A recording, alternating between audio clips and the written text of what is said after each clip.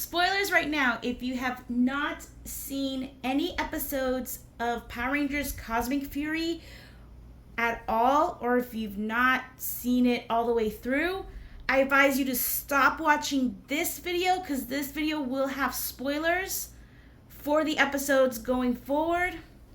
So, giving you a heads up, this is your only warning. Let's get started.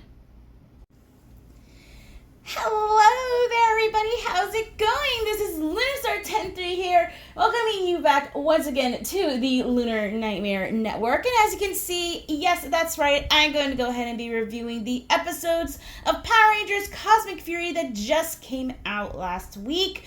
Trust me, these episodes we're going to be talking about, oh boy, there's a lot, especially with this episode. In this episode alone, and this is the first episode, there's just so much going on. So the first episode, Lightning Strikes.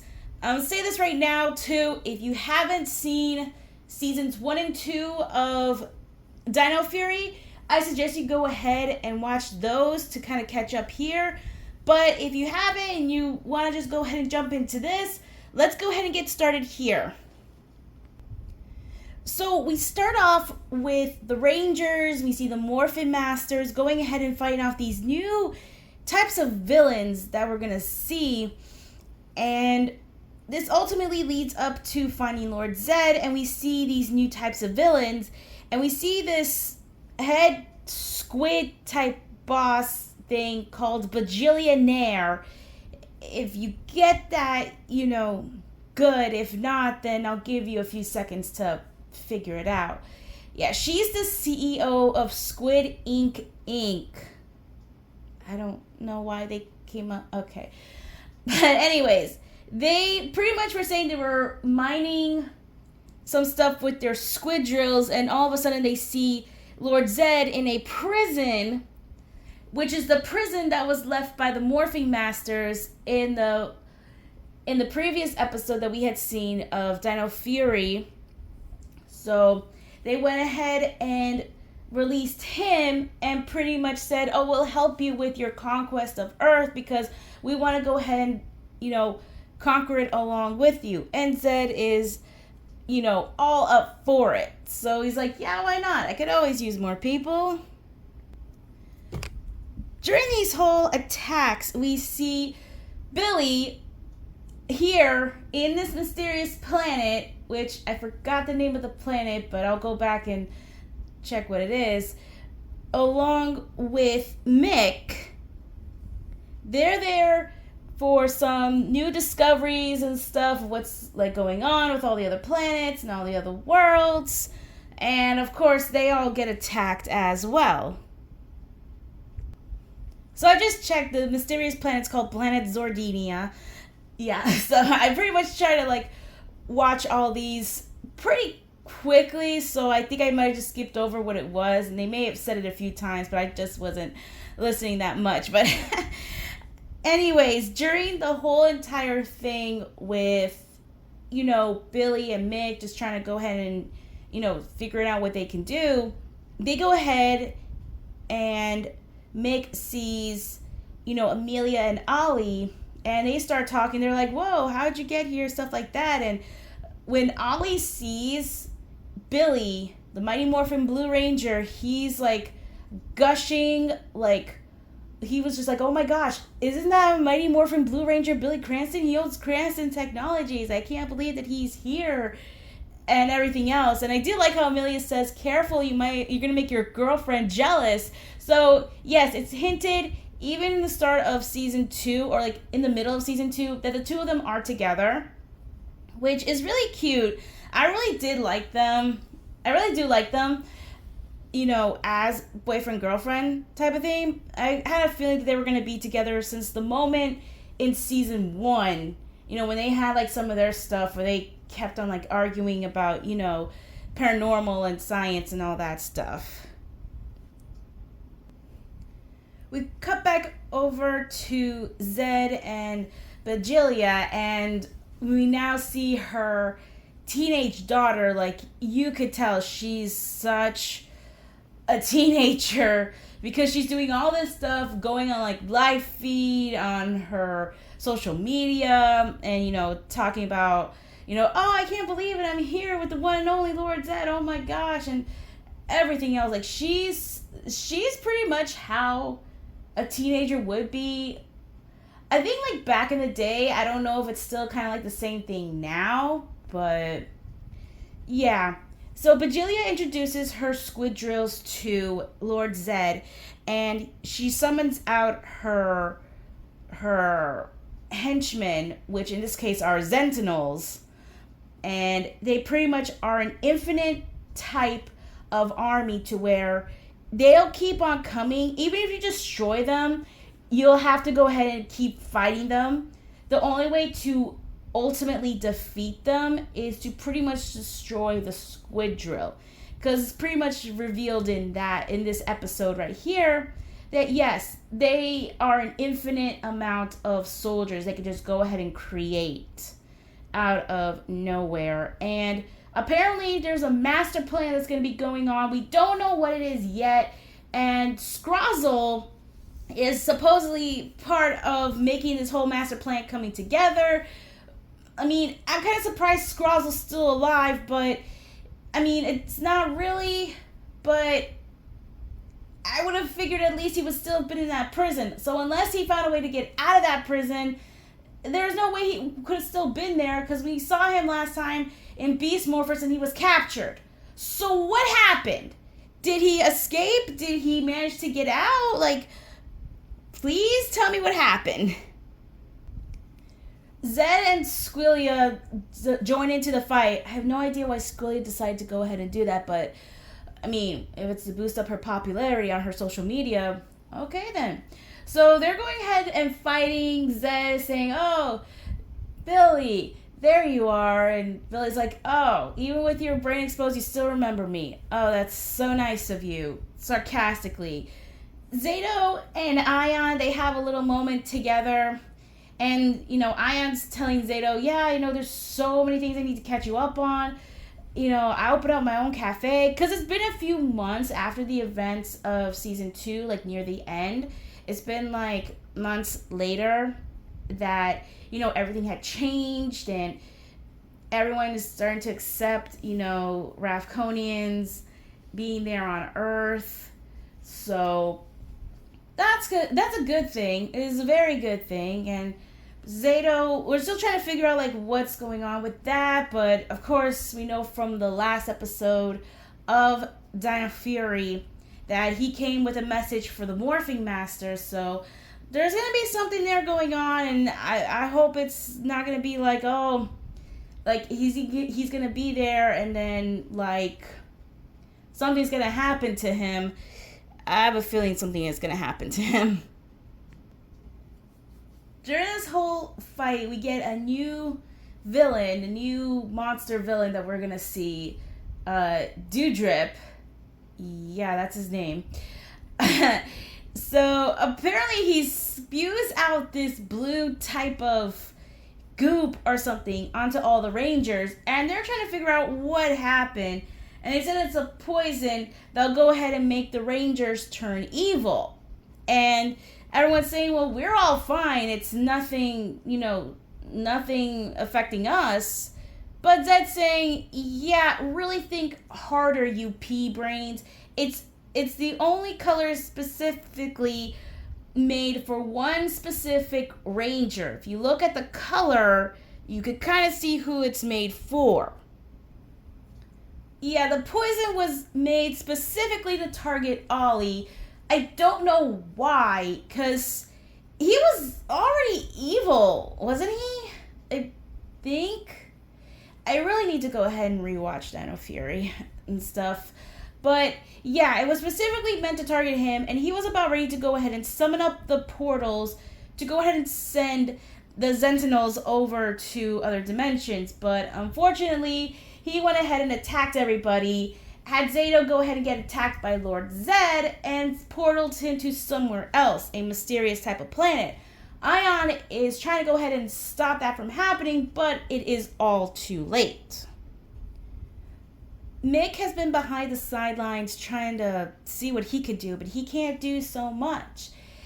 And somehow he meets the Red Morphing Master, and he says, his greetings, and pretty much saying that, he kind of feels useless. There's nothing much that he could do to help them out, and he wishes he could go ahead and help them out.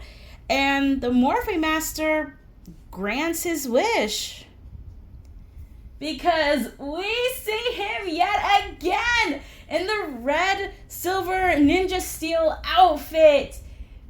Finally! Which I would have thought they would have done yet again. If you guys remember my rant on Ninja Steel or Super Ninja Steel, in that season alone, you could see how annoyed I was they didn't use him more, because he was technically a ranger. But now that he is back here in Cosmic Fury, doing what he's got to do, it's just so perfect. And, him coming back as, the Red Ninja Steel, Silver Ranger type of thing, it's just, it's what we needed.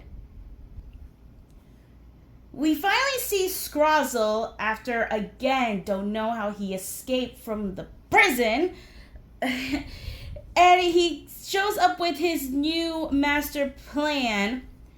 It's basically an absorbent type of containment that pretty much will go ahead and will take all the morphing masters, i.e. they taking like their essence, and they're just disappearing into this container so that, no one can go ahead and have access to the grid, and they can't go ahead and protect the grid, anything of that point. So the morphing grid is pretty much, left out in the open for any villain to take. And this is pretty much a bad sign for everybody else. Because of that, they won't have access to any part of, their Zords or anything, or any part of like their powers or whatnot. And they have no Zords, and they don't know where else to go for any of this, and they can't seem to find anywhere else to get the Zords. The Rangers, having no other options, go ahead and they retreat to another part of Zordia, to this mysterious altar, because before Master Red left, he dropped his morphing master staff, and it showed the Rangers where they needed to go, to this mysterious altar. And that is where they are, and it's in another part of the planet. So not only are Squealia and now Evil Ollie are tracking them down, Zed and the others too, like they're just ultimately seeing this altar, and they're seeing all of these symbols of the animals and everything else, and they see that it forms into a giant Megazord. And even Billy says that this place, Zornia, is where him and his team found the Shogun Zords many years ago. So it's good they're going back to a planet that housed the swords that they had gotten all those years ago for the Shogun Zords. So, yeah, really wish Ninja would have been here, but they see this mysterious altar, and Mick says that there have been rumors, whispers about, another ancient Zords, the Cosmic Fury Zords. No one's been able to find them, seek them out, or anything of that point until now, because that was what Billy and Mick were looking for before they entered into the big battlefield with the Dino Fury Rangers. And they see that the key that they have in the center of it is shaped like the Morphing Master's staff.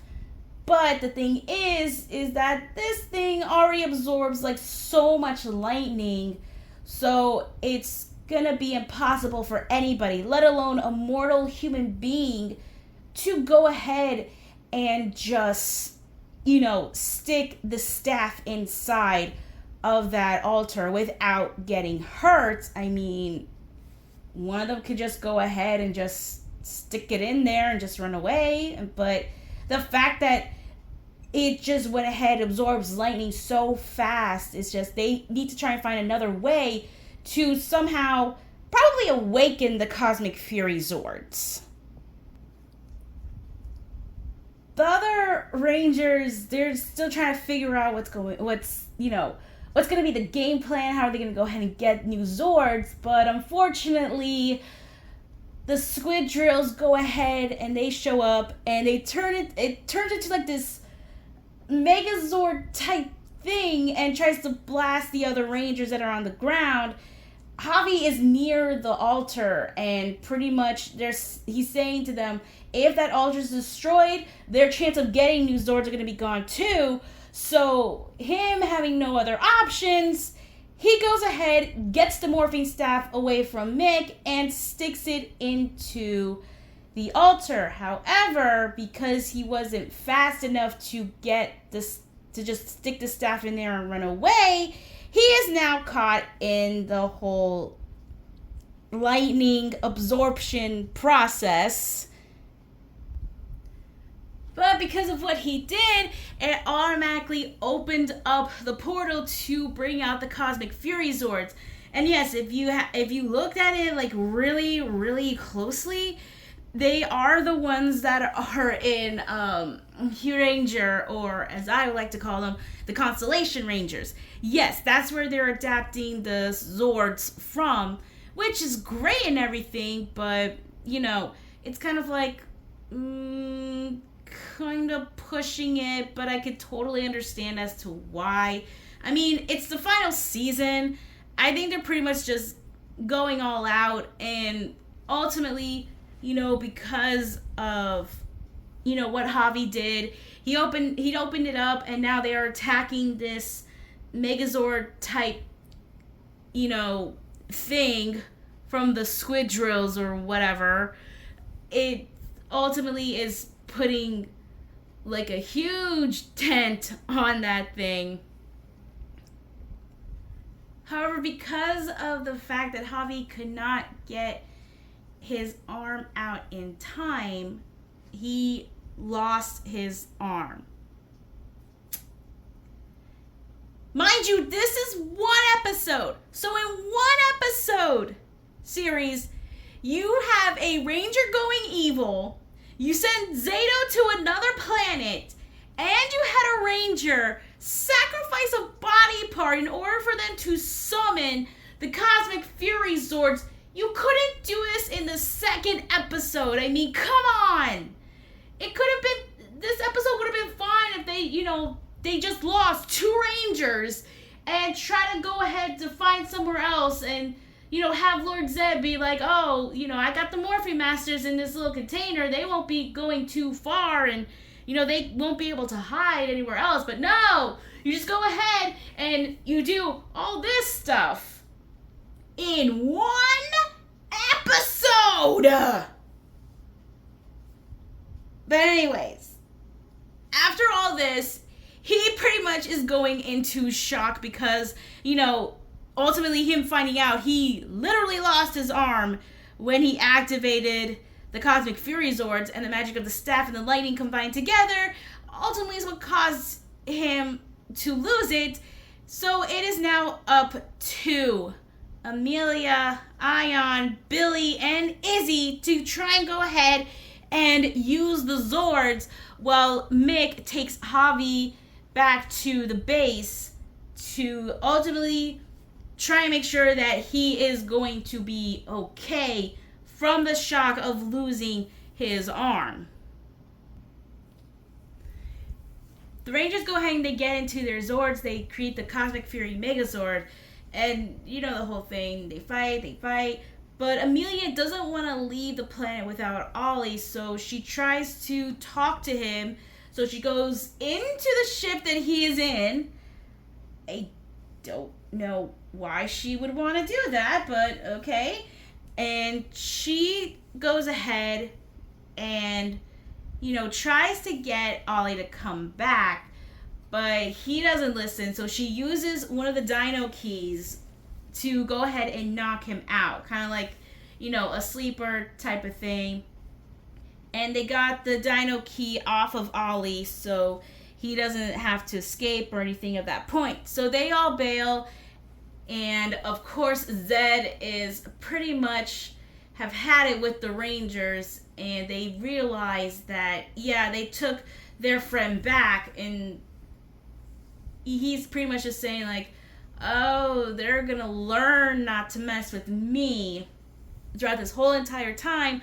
So now they're gonna go ahead and finish up what he started, which was take over Earth, which is pretty ironic that they try to go ahead and, do all this, but for some reason he seems very interested in getting rid of all the Dino Rangers, but he made a poison so that he can go ahead and take Ollie, but he wants to destroy all of them. So I'm guessing they want to try and make sure that he ultimately stays evil and with him. But I think he has a feeling of like, oh, we'll probably go ahead and get rid of all of them, including the one I turned evil. The Rangers all go and finally return back to Earth. And everybody is trying to figure out what to do. The Rangers, Mick, Amelia's dad. It's just ultimately to where, Solon pretty much just has to snap them all out of it and, let Amelia talk. And she's saying that, look, we got the Zords, yes, but because of all this, we don't know what's going to be going on. And, there's a possibility that Lord Zed is going to come back and pretty much just, get everybody, here.